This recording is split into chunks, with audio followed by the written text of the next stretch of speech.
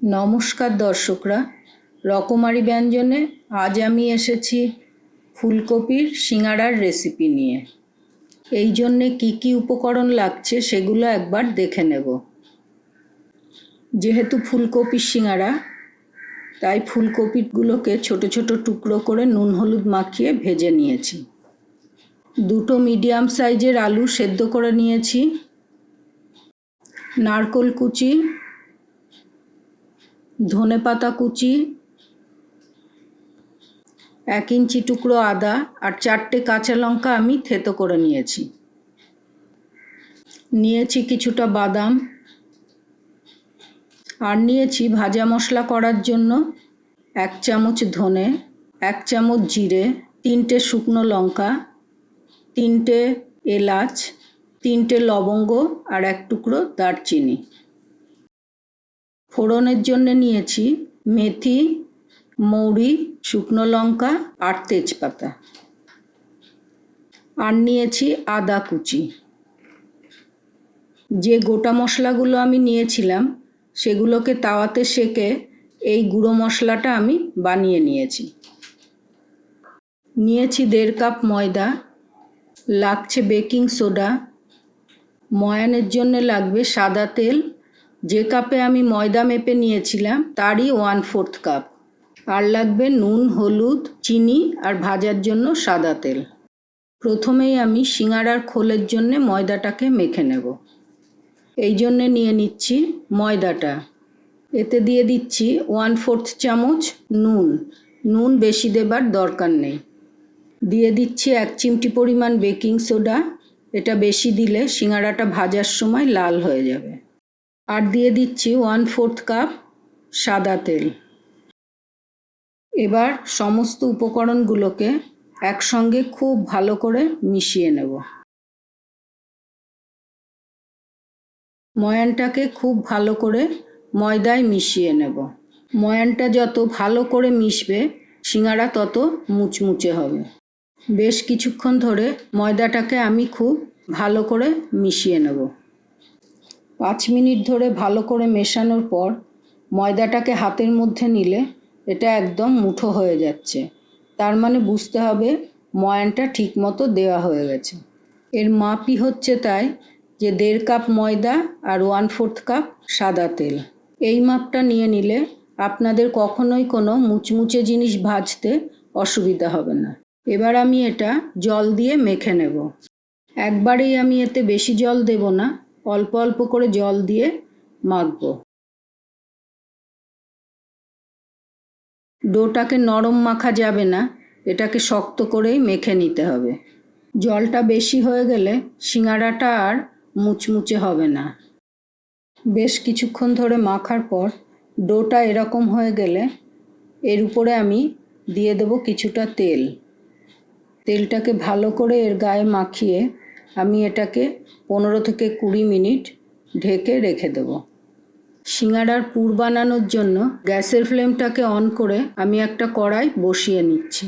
কড়াইটা গরম হয়ে গেলে আমি এতে দিয়ে দিচ্ছি কিছুটা সর্ষের তেল। বেশি তেল দেব না, কারণ ফুলকপিগুলোকে আমি আগেই ভেজে রেখেছি। তেল গরম হয়ে গেছে, আঁচটাকে কম করে প্রথমেই আমি বাদামগুলো ভেজে নেব। বাদাম ভাজা হয়ে গেছে, এগুলোকে আমি তুলে রাখছি। এবার দিচ্ছি ফোড়নের মশলা। একটা তেজপাতা, একটা ফাটানো শুকনো লঙ্কা, ছোট 1 চামচ মৌরি আর তারই 1/2 চামচ মেথি। ফোড়নটাকে আমি বেশি ভাজবো না, এর সুগন্ধ চলে যাবে। এতে দিয়ে দিচ্ছি থেতো করা আদা আর কাঁচা লঙ্কা। দিয়ে দিচ্ছি কুচনো নারকেল, এটাকেও আমি বেশিক্ষণ ভাজবো না। এবার সেদ্ধ করা আলুটা আমি এর মধ্যে ভেঙে ভেঙে দিয়ে দেবো। নাড়াচাড়া করে আমি এতে দিয়ে দিচ্ছি অল্প পরিমাণে হলুদ, আর দিয়ে দিচ্ছি স্বাদ মতো নুন। মশলার সঙ্গে আলুটাকে মিশিয়ে নিয়ে এতে দিয়ে দেব ফুলকপির টুকরোগুলো। এটাকে আমি ভালো করে নেড়েচেড়ে মিশিয়ে নেব হালকা হাতে, যাতে ফুলকপিগুলো ভেঙে না যায়। ফুলকপিগুলো ভাজার সময় আমি সব ফুলকপিগুলোকে একবারেই তেলের মধ্যে দিয়ে কম আঁচে রেখে ভালো করে ভেজে নিয়েছি। এতে ফুলকপিগুলো নরমও হয়েছে, আবার ভালো করে ভাজাও হয়েছে। ফুলকপি আর আলুগুলো ভালো করে ভাজা হয়ে গেছে। এবার আমি এতে দিয়ে দিচ্ছি কুচনো আদার টুকরোগুলোকে, যেটা খাবার সময় মুখে পড়লে ভালো লাগবে। কিছুক্ষণ নাড়াচাড়া করার পর এতে আমি দিয়ে দিচ্ছি সেঁকে নেওয়া গুঁড়ো করে রাখা মশলাটা।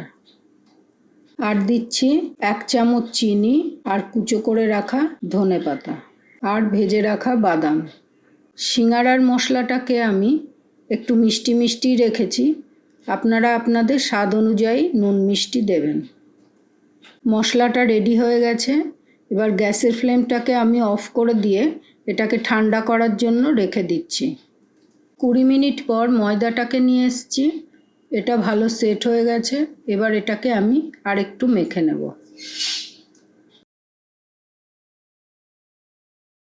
ময়দাটাকে ভালো করে মেখে নিয়ে এটাকে আমি দুভাগে ভাগ করে নেব, আর মাখা ভাগটাকে আমি ঢেকে রেখে দেব। এবার এই ভাগ থেকে আমি সমান মাপের ছোট ছোট লেচি কেটে নেব। এবার লেচিগুলোকে আমি গোল করে নেব। একটা লেচি নিয়ে সিঙ্গাড়াটা কিভাবে বানাবো সেটা এবার দেখিয়ে দিচ্ছি। এই জন্যে লাগছে কিছুটা জল আর ঠান্ডা করে নেওয়া পুরটা। লেচিটাকে আমি একটু লম্বা আর পাতলা করে বেলে নিচ্ছি। এটাকে আমি মাঝখান থেকে কেটে এর 1/2 পোর্শনে জল লাগিয়ে নেব।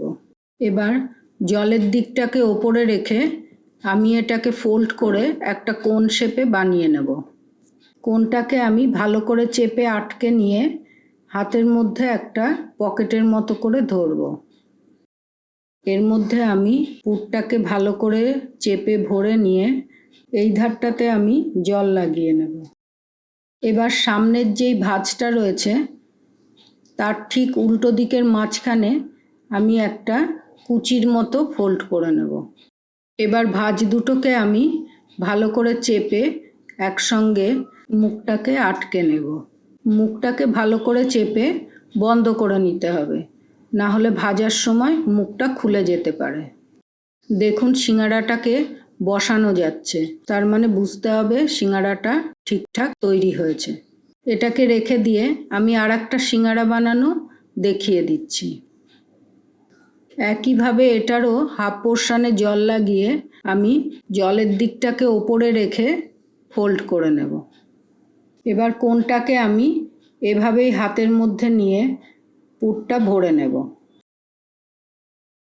এবার একইভাবে আমি এধারেও জল লাগিয়ে নিলাম, আর এই ভাঁজের উল্টো দিকে অর্থাৎ জল লাগানো দিকে একটা কুচির মতো দিয়ে ফোল্ড করে নেব। আর ফোল্ডটাকেও ভাঁজের সঙ্গে মিলিয়ে দুপাশটাকেও চেপে ভালো করে বন্ধ করে দেব। এবার একইভাবে আমি বাকি সিঙ্গাড়াগুলোকেও তৈরি করে নেব। দেখুন সিঙ্গাড়াগুলো বানানো হয়ে গেছে। এবার এগুলোকে ভেজে নেব। ভাজার জন্যে লোহার একটা ছোট কড়াই নিয়ে তাতে তেল দিয়ে গ্যাসটাকে অন করে দিলাম। গ্যাসের ফ্লেমটাকে লোতে রেখে তেলটা হালকা গরম হলে আমি এতে সিঙ্গাড়াগুলো একটা একটা করে দিয়ে দেবো। সময় নিয়ে সিঙ্গাড়াটাকে ভাজতে দিতে হবে। যতক্ষণ না নিচের দিকটা শক্ত হচ্ছে ততক্ষণ এটাকে আমি উল্টাবো না। 5 মিনিট পর এর নিচের দিকটা ভালো করে ভাজা হয়ে গেছে। এবার আমি এটাকে উল্টে দেব। প্রথম থেকে শেষ পর্যন্ত সিঙ্গাড়াগুলোকে আমার লো ফ্লেমেই ভেজে নিতে হবে, না হলে সিঙ্গাড়াগুলো ওপর থেকে ভাজা হয়ে গেলেও ভেতরটা কাঁচাই রয়ে যাবে। সিঙ্গাড়াগুলো আমার দুদিকেই ভালো করে ভাজা হয়ে গেছে আর খুব সুন্দর একটা রং এসে গেছে। এবার আমি এগুলোকে তুলে নেব। এই একইভাবে আমি বাকিগুলোকেও ভেজে নিচ্ছি।